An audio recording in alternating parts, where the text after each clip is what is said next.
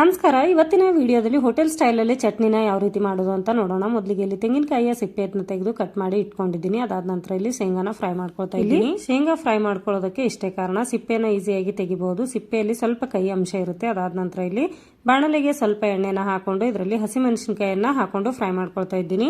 ಹಸಿಮೆಣಸಿನಕಾಯಿ ಕೂಡ ಫ್ರೈ ಮಾಡ್ಕೊಳ್ಳೋದಕ್ಕೆ ಇಷ್ಟೇ ಕಾರಣ, ಗ್ಯಾಸ್ಟ್ರಿಕ್ ಪ್ರಾಬ್ಲಮ್ ಆಗಲಿ ಅಥವಾ ಅಸಿಡಿಟಿ ಪ್ರಾಬ್ಲಮ್ ಆಗಲಿ ಬರೋದಿಲ್ಲ ಅಂತ ಅಂದ್ಬಿಟ್ಟು ಆರಾಮಾಗಿ ತಿನ್ಬಹುದು. ಇದಾದ ನಂತರ ಇದರ ಜೊತೆಗೇನೆ ಸ್ವಲ್ಪ ಬೆಳ್ಳುಳ್ಳಿ, ಶುಂಠಿ ಹಾಗೆ ಸ್ವಲ್ಪ ಹುಣಸೆ ಹಣ್ಣನ್ನ ಹಾಕೊಂಡು ಫ್ರೈ ಮಾಡ್ಕೊಳ್ತಾ ಇದ್ದೀನಿ. ನಾವು ಸಿಂಪಲ್ ಆಗಿ ಮಾಡುವಂತಹ ಅಡಿಗೆಯಲ್ಲಿ ಸ್ವಲ್ಪ ಶ್ರಮ ಪಟ್ಟು ಮಾಡಿದಾಗ ಮನೆಯವರಿಗೆಲ್ಲರಿಗೂ ಕೂಡ ಖುಷಿ ಪಡಿಸಬಹುದು. ಇವಾಗ ಇದೆಲ್ಲ ಕೂಡ ಫ್ರೈ ಆಗಿದೆ. ಇದಾದ ನಂತರ ಸ್ವಲ್ಪ ಇದಕ್ಕೆ ಹುರುಗಡ್ಲೆನ ಹಾಕೊಂಡು ಮಿಕ್ಸ್ ಮಾಡ್ಕೊಳ್ತಾ ಇದ್ದೀನಿ. ಗ್ಯಾಸ್ ಆಫ್ ಮಾಡಿದ ನಂತರ ಕೂಡ ಹಾಕೊಳ್ಬಹುದು.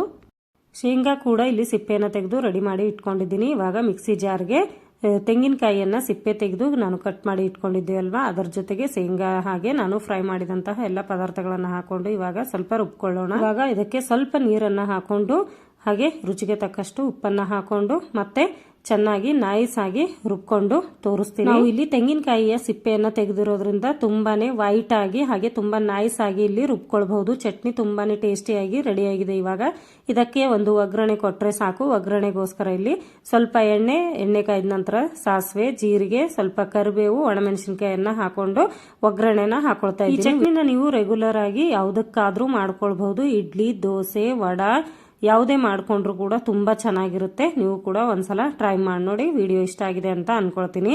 ಇಷ್ಟ ಆದರೆ ಲೈಕ್ ಮಾಡಿ, ಶೇರ್ ಮಾಡಿ. ನನ್ನ ಚಾನೆಲ್ ಅನ್ನ ಹಿಂದೆ ನೋಡ್ತಾ ಇದ್ರೆ ಸಬ್ಸ್ಕ್ರೈಬ್ ಮಾಡ್ಕೊಂಡು ನೋಡಿ. ಮತ್ತೆ ಸಿಗ್ತೀನಿ ಮುಂದಿನ ವಿಡಿಯೋದಲ್ಲಿ.